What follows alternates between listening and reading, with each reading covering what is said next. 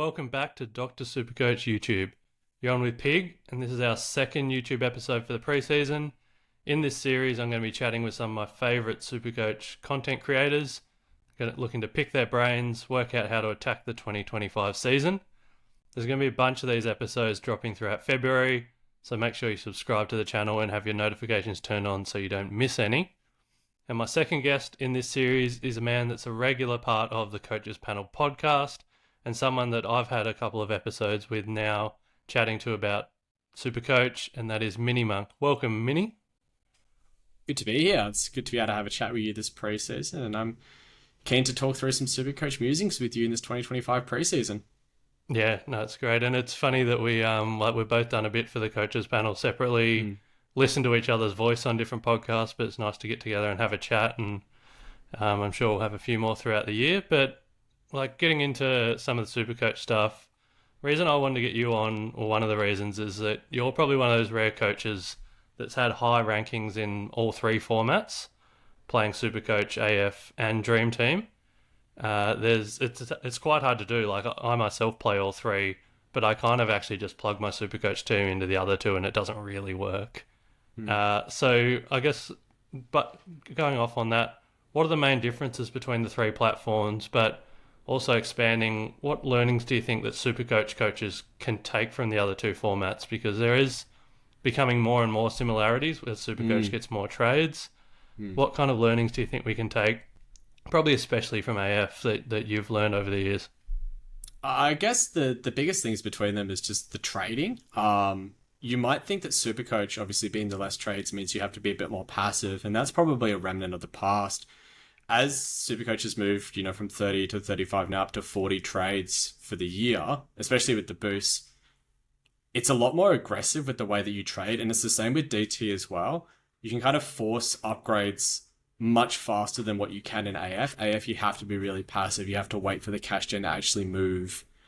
And it's much harder to restructure your team. Like when you come into that end of round 2, into round 3, SuperCoach DT, chuck the boost on, restructure your team, get onto the players you want to. Whereas AF, you kind of have to be a bit more content with those sorts of players. And as SuperCoaches move towards having more trades, same with DT, it's become a lot more able to be able to take on those mid-pricer risks and be able to say, I want to start this player, ride them for 6 weeks, and then get offered them when their price is maxed out. Similarly, you can be a lot more aggressive with saying, I don't want to start this premium because I know that the magic number is going to work against them. Their price is going to come down probably. They might drop a bad game in there and be able to say pick them up at a lower price. And someone like Marcus Bontempelli was a perfect example of that last year, where he didn't start the year poorly, but he had a couple of slower games, and just with the way that the pricing format works, he could afford to wait. So there's a lot more, I guess, similarities between the two now over time.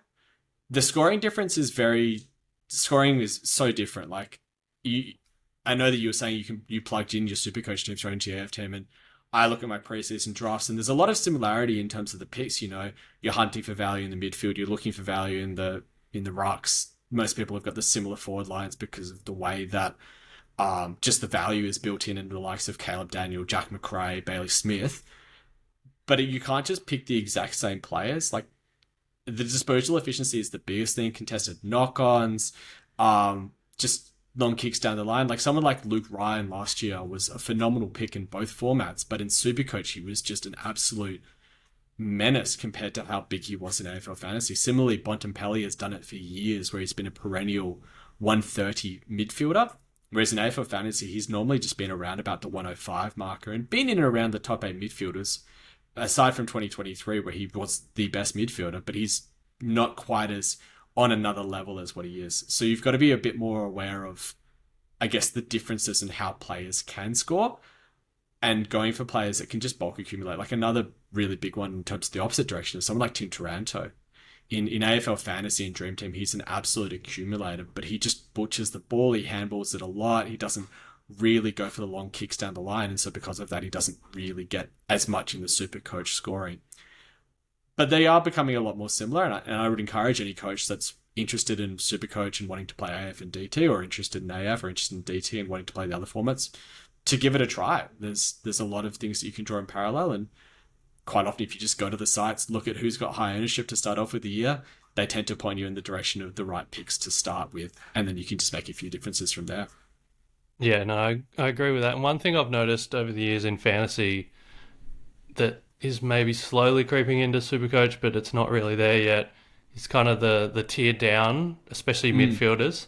So guys last year like Hayden Young, Ollie Wines, Brodie Grundy, Nick Martin, those kind of guys, a lot of they're ones that are often really popular, I feel like, in fantasy, just to kind of, like, we know they're not going to be keepers, but fantasy coaches will select them, maybe ride them to their buy. Maybe they didn't make a huge amount of money. Maybe it's only 50, 80K, but they're providing some really solid, safe on-field scoring, like in place of a rookie, and then they could be flipped at their buy. Whereas Supercoach last year, a lot of players started them, but then booted them by round 2 or 3 because they weren't, especially guys like Hayden Young and Nick Martin. A lot of people booted them by round 2 or 3 because they weren't doing quite what you wanted. But Pistol and I actually throughout the year looked at, there was a period of maybe in the middle of the year where we looked at the top 20 teams, and pretty much all of them had started and kept Martin, Young, Grundy, maybe even Wine. So I'm wondering if that's kind of a shift that's happening as well with more trades that you can, that you might not think they're necessarily a successful pick because they didn't make you 100K, but they were still there plugging a hole, scoring you 100 every week and not giving you rookie scores. So that's something that I think maybe is something that's like has been there in AF and not quite there in Supercoach yet. I think that's probably because AF has had a lot more time to process the idea of having mid-prices in your team and knowing what the purpose of a mid-pricer is. It's as much for them to be able to outscore their price point and to make you some cash as it is to protect you from having poor rookie scores on field, especially during those opening rounds that we had last year and we have again this year where, rounds 2, 3, 5 and 6 last year, we had best 18. If you had a mid-pricer on field or 2 mid-prices on field instead of 2 rookies, maybe 1 less premium, you were dropping off probably some 40s and 50s, and your lowest score that was counting was probably close to about a 70 or an 80. But if you had rookies on field, some of them were dropping you 30s and 40s, especially if they were getting subbed in the game as well. Like, I think that one of the big things that's happening with the opening rounds and with the way the rookies are playing this year is that the sub is actually affecting our rookies a lot. So if you can get mid-prices onto your field, you dodge the fact that they're going to be subbed out. You can ride them for 6-7 weeks. If they score you 85s, 90s for 7 weeks, only make 50, 60K, that's enough almost to be able to say, you've done your job, I'm going to trade you out now. And I think it's knowing why players have also had bad scores. Like, I know specifically with both Hayden Young and Nick Martin, there was a period where everyone was looking to trade them at round 2, but if you looked as to like what had happened for them, I think Hayden Young had career high clanger numbers in his first 2 games of the season. And you think that's going to buck the trend. Chances are he's going to return to a bit more normality and not be clangering as much. I probably hold that. And Nick Martin had a role shift to being at half back. He'd butchered the ball a bit as well, but you need to give a player a bit of time to be able to settle into the role. They're not the type of players that are going to kill you for the long term of your season. And the ones that really do hurt you is when you pick a premium that's, 650K and they start the year badly. Or you pick a rookie and after 2 weeks they're dropped. They're not making you any more cash. You can't rely on their score on field. Those are the bigger issues that you have to sort. If a player's going out what their price tag is for 2 or 3 weeks and then starts to outperform it, that's something where I think you can say, well, this player's more of a hold, and I think that might be a bit of a mentality thing where Supercoach hasn't been as used to that. You're kind of hoping your premiums be premiums, you're hoping your rookies be rookies, and you're hoping your mid-prices become premiums, whereas it's more of a mentality shift in AF. Yeah, no, I agree with that. And what you said that I hadn't considered as well was the rookies being a sub risk and being subbed out a lot, and either A, killing their cash gen, or B, actually giving you a stinker on field. Some of those, mid prices do protect from that, so that's something I hadn't considered. That you're absolutely right. And then I guess in terms of Supercoach, how do you think more trades affects our starting team? I think maybe you alluded to it a little bit where it used to be very guns and rookies Supercoach, but more trades probably means we can have a bit more flexibility. Yeah, definitely flexibility, I think, is the way to describe it. as time has gone on and the more trades have been introduced, I've been more willing to take on mid prices in Supercoach. I tend to play it as in a very aggressive style. I've had chats with other coaches who play a very different style where they are still very happy to take on the most expensive players coming to the season, players likes of Bontempelli, Butters and Cherry, who are all very popular picks to start off this year at the moment. I'm more tending to look away from those sorts of players. I really don't like to start those high price players, and I kind of got annoyed at myself for starting Dacos in the end because basically through the entire preseason in 2024, I was very off starting him. Yep. I think that taking on those sorts of risks in a calculated manner is the way that I like to do it with the more trades that come in. You bank on the fact that these 650k players are going to drop in price. You're going to have a time that you can upgrade to them, and using that one or two extra upgrades to be able to save that extra cash, be able to get to, say, this particular year, 24th, 25th type premium on field, or as to be able to loop with. That's how I think those extra trades can be really beneficial to coaches, is just to be able to propel your cash generation and allow you to get to a position where you might not have the best 22 in your field, but if you have 25 out of the best 35 players, you're probably doing enough to be able to be really competitive in the season. Yeah. I think it's always good to aim for your team having the best 6 defenders, for example, but that rarely happens. If you have 6 of the best 10 or something, I think you're still doing pretty well. And the amount that it shifts when you get into the back half of the season, like the best 6 defenders for the first half of the season aren't going to be the best 6 defenders for the second half of the season. And that's one of the probably downsides of being really aggressive with that trading, is if you get onto someone that's had a really hot run to start the season and they regress back to being, just a 95 defender as opposed to 105, you're losing out a little bit, but you're hoping that you gain that back by saying, right, I've got someone else that I can pivot on and play in that position instead. And so that's the way I like to play it as well with the additional trades. And obviously there's a lot of other coaches that have different success with it and will trade in a different manner, but that's how I feel that the game is when it's, I guess that's how I would play the game. Yeah. I think some of the counterpoints I see to that of going too mid-pricery is you still need a couple of safe captains every week. Captain's obviously giving you double scores, so what I've done, and I'd encourage people to do, is actually look at the early draw and fixture and actually try and map out who you would captain in those first 5-6 weeks, because if you look ahead and you're like, oh, Cherry has a really hard run, apart from round 1, has a really hard run, I might not even captain him, then what's the point of really starting him? Whereas if you see Butters has Richmond and then a couple other easy ones, Collingwood, maybe that's the way you go. At least that's how I've gone. I still think you need a couple of big guys for a captaincy, but it shouldn't just be the big guys of last year. It should be the big guys that have an easy run to start. Yeah, especially I think coming into round 1, always have the idea in your head that you don't want to be picking an R3 just as a loophole. Like if we get someone like Harry Boyd named round 1, I would expect every coach to be picking them, and then you need to be looking for a captain who is a safe option for round 1 as well. Yes, rounds 2, 3, and 4, we do have that loophole option as well with rookies or mid-prices who might be missing due to having the bye that week, so be aware of that. But I think that that's a really excellent point about having a couple of more trustworthy guys, is the way I describe it. But, it doesn't have to be the likes of Bontempelli, Butters, someone like Jack Sinclair has a great run to start the season. Someone like Andrew Brayshaw has a great run to start the season. These are the sorts of players that you can look to say vice captain or captain as potential options and still be able to say, I trust this player enough to give me a 120-ish score. And in the first 5-6 rounds of the year, if you're getting a 120 captaincy score, you're probably taking that. Yeah, and they might be 550 guys even, like Tom de Koning. Oh, yeah. If he's solo ruck, has an incredible run. Rowan Marshall has a really great start, so if you need 50k, maybe you're starting Marshall over Cherry. I don't know, but yeah, look ahead at the fixture. Don't just kind of go Cherry and Bont were the best last year, so they're going to be the best in the first 5 rounds. Yeah, I think there's a fair argument that they might be the best over the whole season, but people fluctuate throughout rounds, so it might not be the first 5. And then by the time you get into round 5 or 6 anyway, you're starting to upgrade. So you're bringing in who you want and who has the best run anyway. So it's really the first 5 that I'd be worried about in your starting team for captains. Completely agree there. And then one thing I have noticed, I went and had a look at their Twitter, the SuperCoach winner from 2024 is actually an AFL fantasy player they just made a Supercoach team. They play that as well. But AFL Fantasy is their main genre, and AFL Fantasy podcast is mainly what they listen to. So I think that goes to our fact a little bit that more trades now means you can play a little bit more like AF and maybe have some more players that there used to be this obsession with Supercoach, and I think it's still there, is that you need X amount of keepers in your starting team.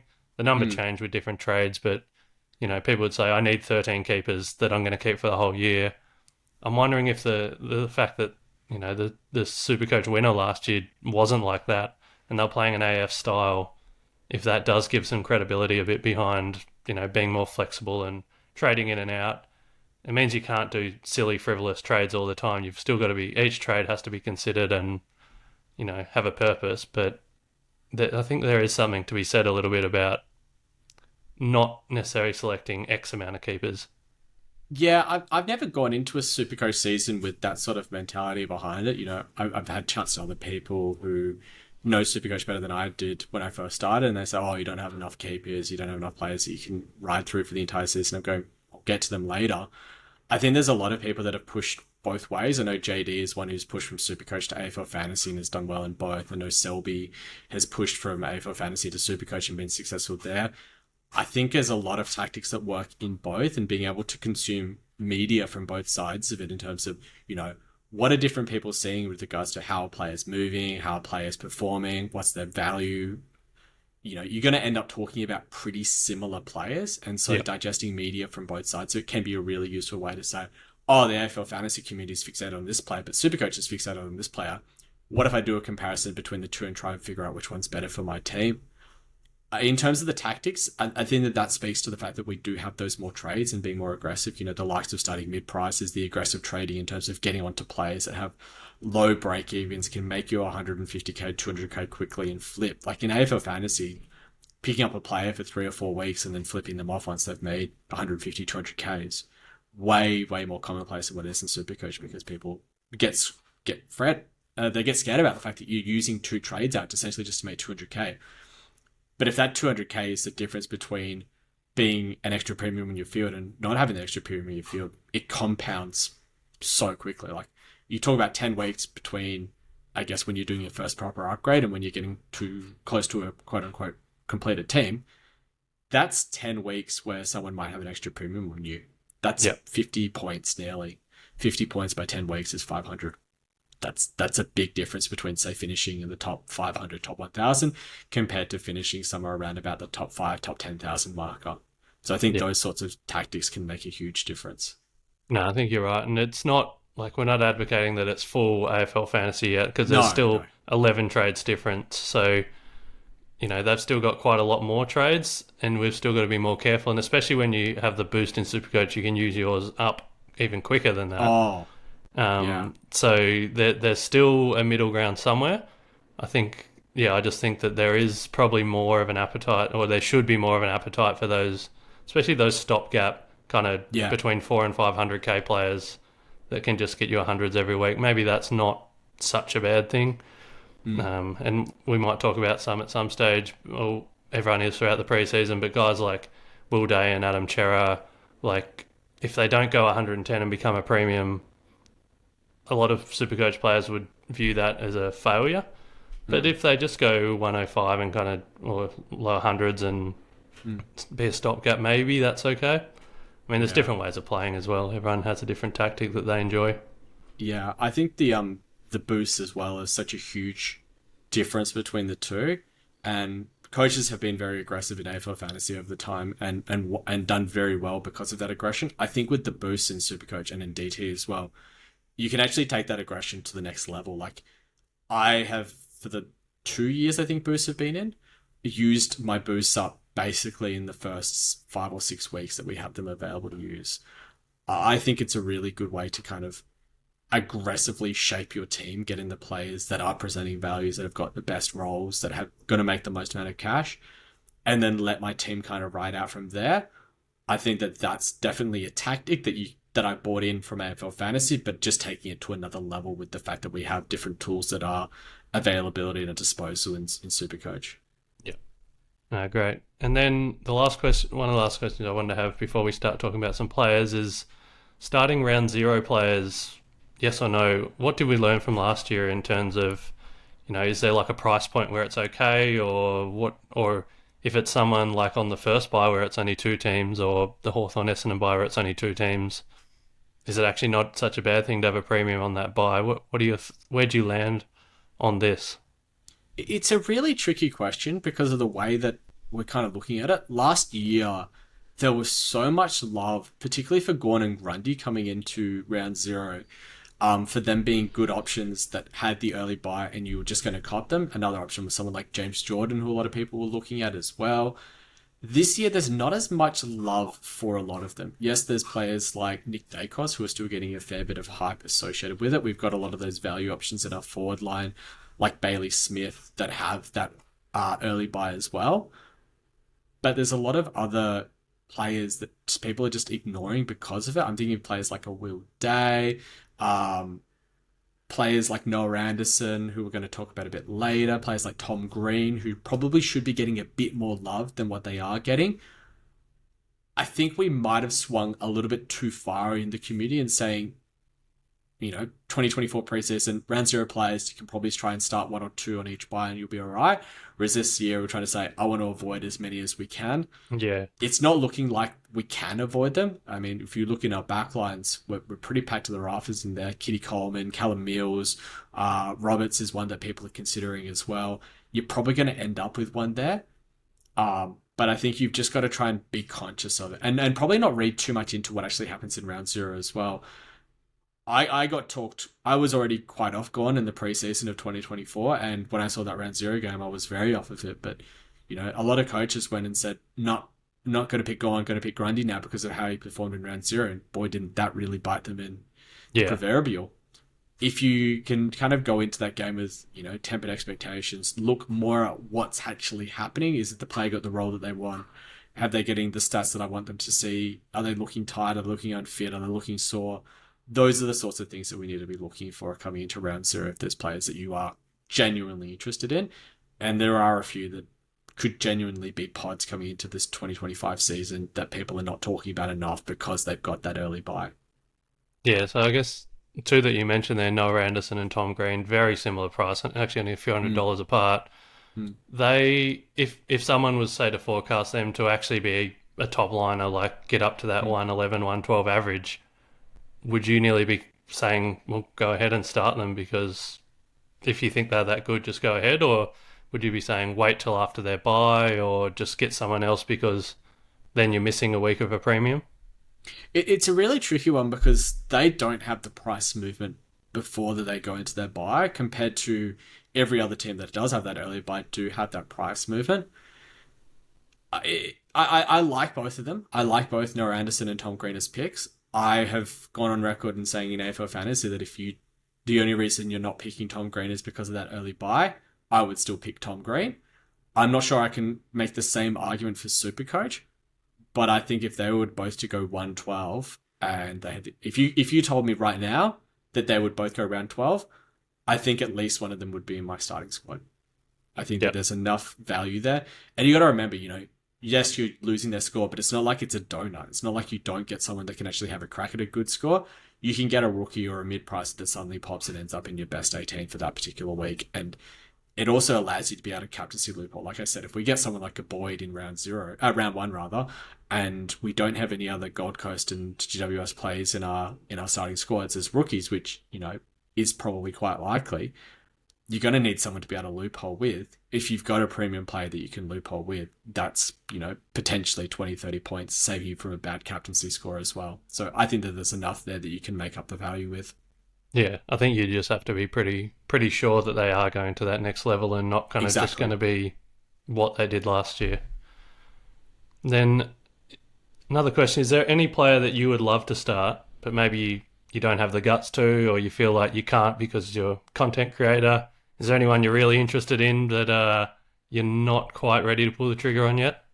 Yeah, I don't think it's to do with the second half of that statement. I don't think that there's anyone that I wouldn't start because I'm a content creator. I'm going to play my own way. I'll advise people to take in as much information and advice and to make their own decisions in the end, much like I'll make my own decisions. Like I'll listen to you guys talk on Dr. Supercoach. I'll listen to a lot of the other podcasts as well. I'll do a bit of my own research and make a decision from there. I think the one that I don't have the guts to start at the moment is just Will Day. And it's as much about him as it is about Hawthorn. I have no idea where they are this year. I think that they've done really well last year. I think they're a really good team. But I don't know if they come crashing back to earth or whether they can sustain it. I don't know how much CBA percentage someone like Will Day is going to get. I don't know if his body's going to hold up. And I don't know how much I like their run, especially with that early bye. So he's probably the one that I would be very interested in starting. But the more I look at it, the more I'm kind of just like, I'm going to steer clear, let someone else have a bit of fun with it. And if he looks the goods after his bye, I might look to move into him then. Yeah, no, I think I'd agree too. He's someone that I have toyed with and played with, but yeah, probably don't have the guts as well at the minute. But you know, if he was someone that we knew was going to leapfrog Nash and Warple and become the number 2 CBA mid at Hawthorn, I'd be all over him even with a bye. But I don't think that's guaranteed, or maybe even not likely. But we'll see. Yeah, I think he will get high CBAs. It's just whether he's going to be able to command a bulk of the ball. And I think that with the likes of Newcomb and Warple and Nash being in that midfield mix, they all get a lot of the ball as well. Yep. But for Will Day to become a value type pick, a mid-price or a fallen premium, whatever you want to call him at this point of the preseason, and be able to do a 105 marker, I'd need to be able to see him getting 30 touches a week, being able to get involved in those, kick mark chains. And I just don't know how likely that is at this stage of the preseason. Yeah, no, I agree. So now I was going to say wrap up the podcast, but there's still a while to go. This is the final segment, I'll call it. We're both going to bring a player to the table that we think is really interesting, maybe hasn't been discussed enough throughout the preseason, or just someone we want to get the other person's opinion on. So who are you going to bring to the table? You go first. Yeah, I'm going to talk about Andrew Brayshaw. I think he's one that's being a bit quietly slept on in the community. There's a lot of people that are interested, and there's a lot of people that probably haven't looked at him closely enough or think that Caleb Sarong is the one who will be the perennial Supercoach-based midfielder for Freo. And while there's merit to that, I think that Brayshaw can be a guy you can go 110 to 115 for an entire season. He's started both 2023 and 2024 off really slowly because of injuries and because of other factors. Last year he started to play off the wing, but as the season went on, he started to push more towards that 70 to 75% CBA rate, started to get really good inside-outside mixes, was able to find the ball really quite significantly, and put up some really big ceiling scores in Supercoach. In the back run, there was a 134, 3 137s in a row, and a 147, all in the last 10 games. Now, if he can string, that sort of scoring together at his price tag, that's great. He's done what his job is. But I think the other thing that really appeals me with someone like Andrew Brayshaw is that early fixture as well. You look at it, you've got Geelong down in Geelong. I was talking about captaincy options for round 1. That might be one of the safest captaincy options going into round 1 at this stage of the preseason. Round 2 is against Sydney in Perth. It's probably not the easiest one. But then you've got West Coast at Optus. You've got the Dogs at Optus. You've got Richmond at Barossa. And then you've got Melbourne. I think that's 4 relatively good matchups in the first 6 weeks, with the exceptions being the Dogs matchup and the Sydney matchup.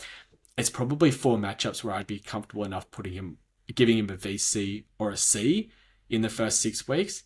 And for that price tag, someone that you can give it to 4 out of 6 weeks, to me feels like a very safe pick at this stage of the preseason.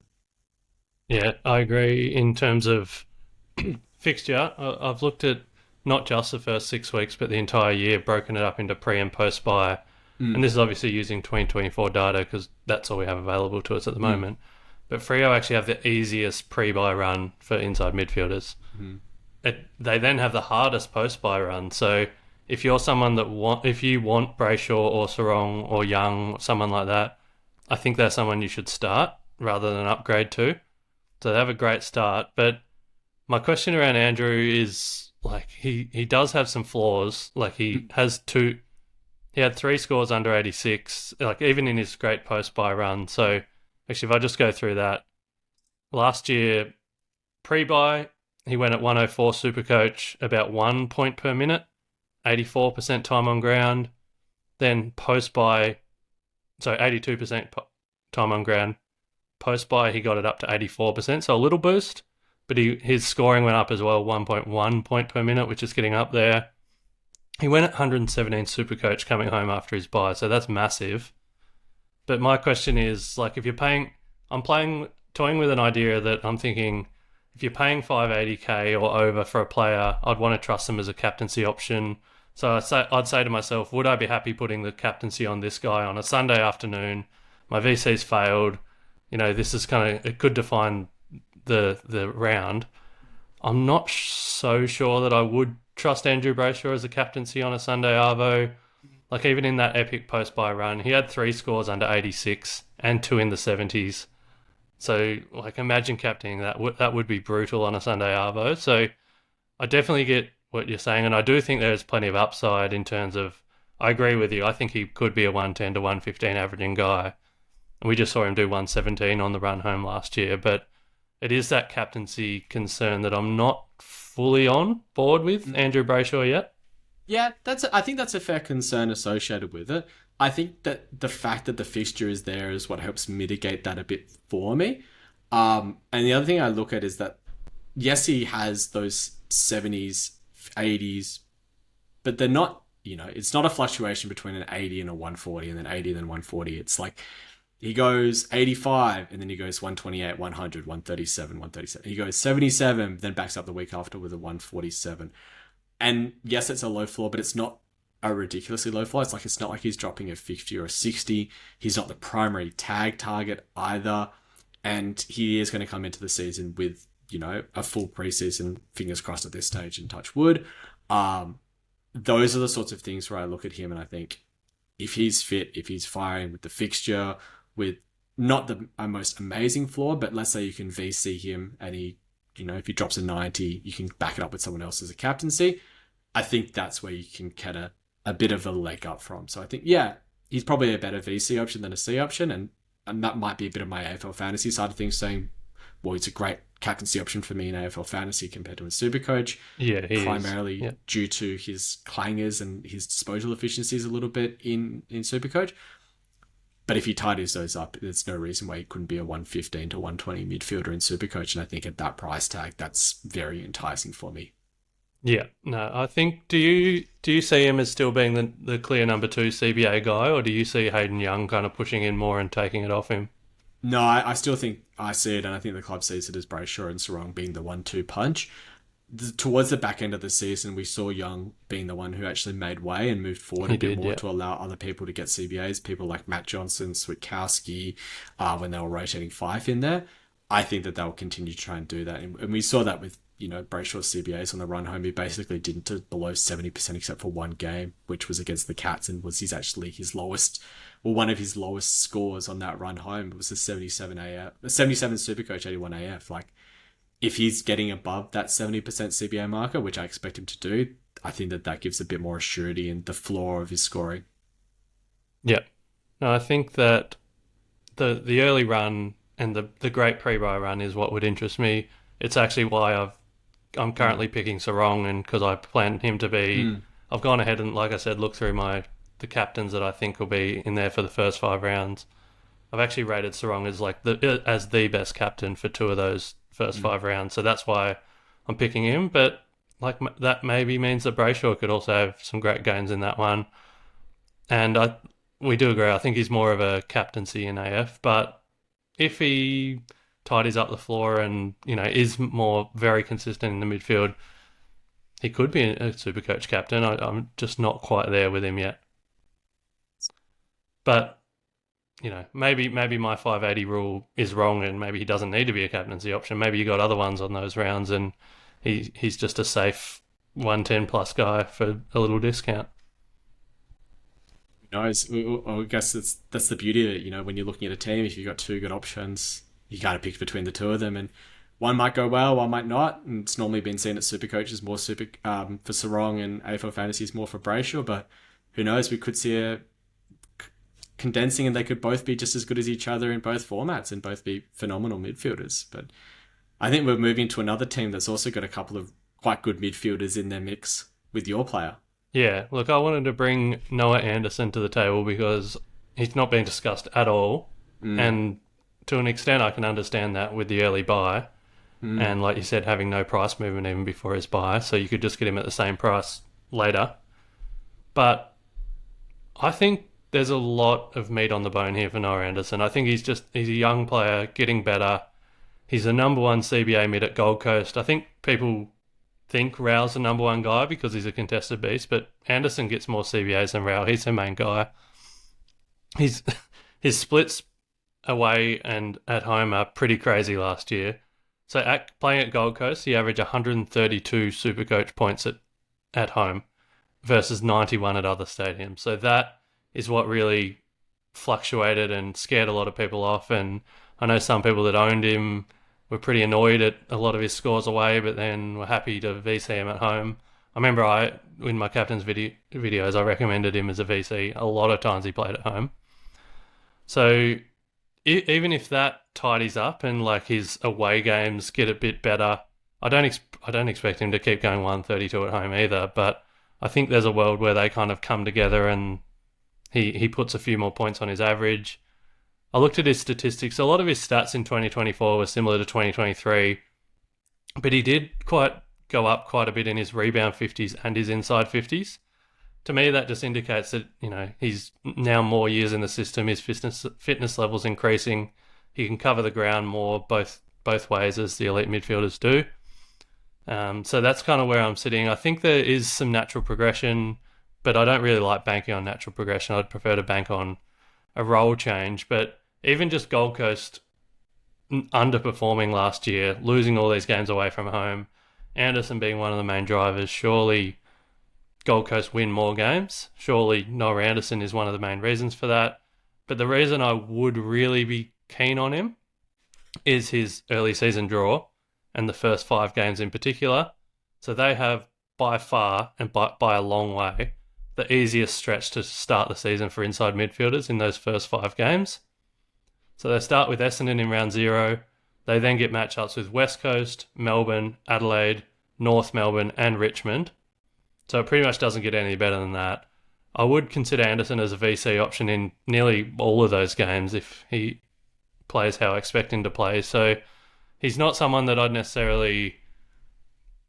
If I was really keen on him as a VC, you could start him and you could VC him in a lot of these games because he's only one of 2 teams. Gold Coast are only one of 2 teams that play West Coast, North and Richmond in the first 6, Carlton being the other one. So that early season draw is really tempting and someone that you could play around with a VC, but obviously he has that early buy, so how important is that? What are you kind of thinking with Noah in terms of A, that early run, but also B, does he have room to improve and not be as average away from home? I think that's the biggest thing that I took from that run is, yes, that run looks absolutely fantastic, but the 4 juicy matchups that he does have in West Coast, Melbourne, North Melbourne and Richmond, they're all away from home. The only one that he has at home is actually versus Adelaide, at least the scores that will count for us in our starting squad. And that to me is maybe a concern. It's hard to say whether the home and away split was just Gold Coast being so much better at home or away from home, or whether it was actually Anderson having some sort of impact on him. It's so hard to tell when it comes to these sorts of statistical breakdowns. But if he turns it around and evens it out, or is as good away from home as he was at home, then that is what I would consider a fantastic run.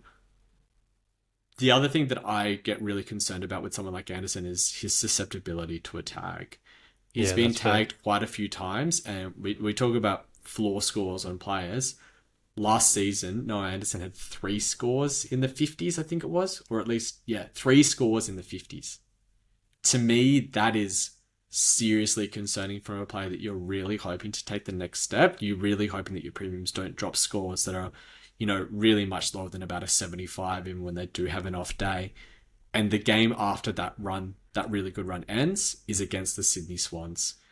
And I could easily see someone like a James Jordan doing a job on him and really taking him hard, and all of that good work that he may have done over those first 5 games that he actually has a score that counts towards your overall total could be undone in one sort of 50 game. And that's the scary part, I think, for someone like him.